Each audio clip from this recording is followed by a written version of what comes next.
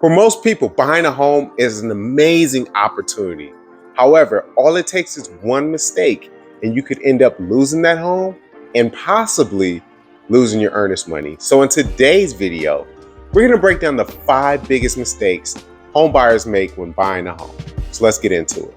When you're in that process of buying a home, there's so many different moving pieces. You're hearing different things from different areas. So, I wanted to put this video together to break down these 5 mistakes, and they're in no particular order. The main thing is that we understand what these mistakes are so you can prevent making these mistakes and have a smooth transaction and closing into your home that you want. So let's go ahead and get into the first topic, which would be trying to time the market.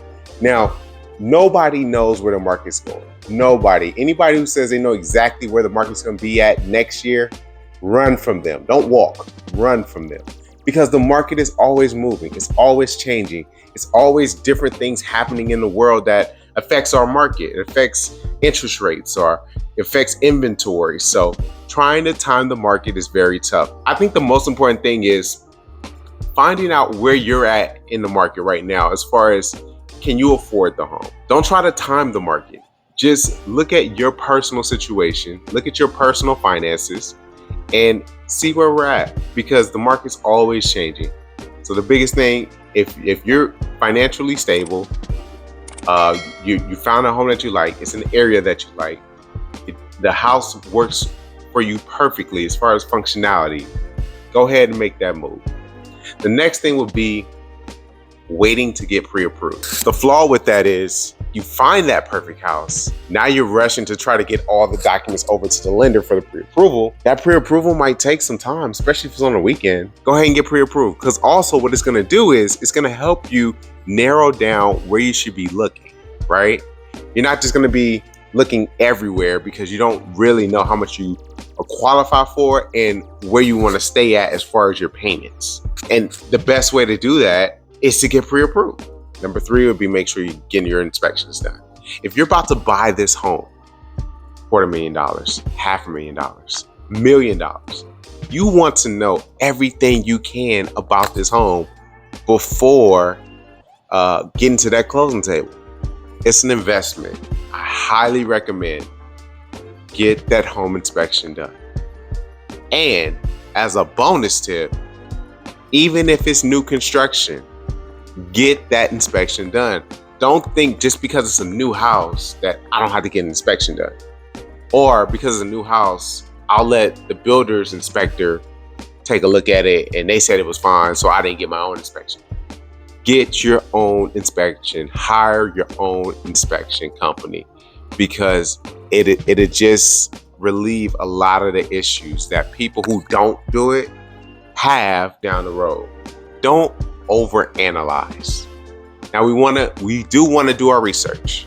We do want to make sure the commute is good. We want to make sure we know what the property taxes are. We want to make sure we're good with the insurance payments. Is there an HOA? Is this a historical district?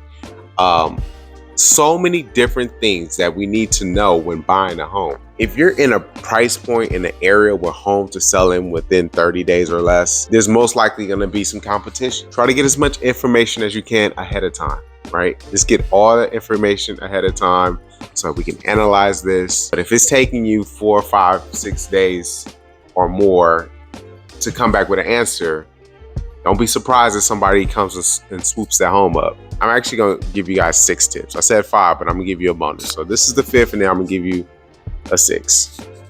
We want to make sure that we're in that buying process.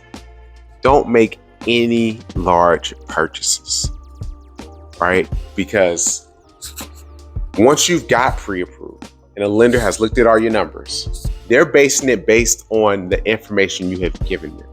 So if that information changes and now you have more debt, or now you have an additional car note, or now you went from working full-time and now you're working part-time, all of these things play a role. Close on the house first, because if you do that first, you are not closing on that house in some situations.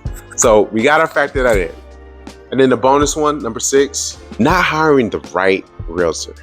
When I say hiring the right realtor, you want to look at somebody who has the right experience. You want to look at somebody who has the right knowledge. You want to look at somebody who has good client testimonials. You want to look at somebody who has good reviews. You want to look at somebody who you connect with. You want somebody who's gonna fight for you to get the best home at the best price, to make sure all those inspections are done, all the paperwork's been looked at, the I's are dotted, the T's are crossed. We get through the appraisal, we get through all the title work together. You want somebody who's gonna fight for you and be on your side. You guys are doing this together. Do your research and find somebody who you can see provides value for you. So that's it for today. Thank you guys so much for watching this video. If you have any questions about buying a home here in the Dallas area, my contact information is in the description box. And as always, I want to help you make your next move, your best move here in Dallas, Texas. So I appreciate you, and I'll see you in the next video. Let's make it happen.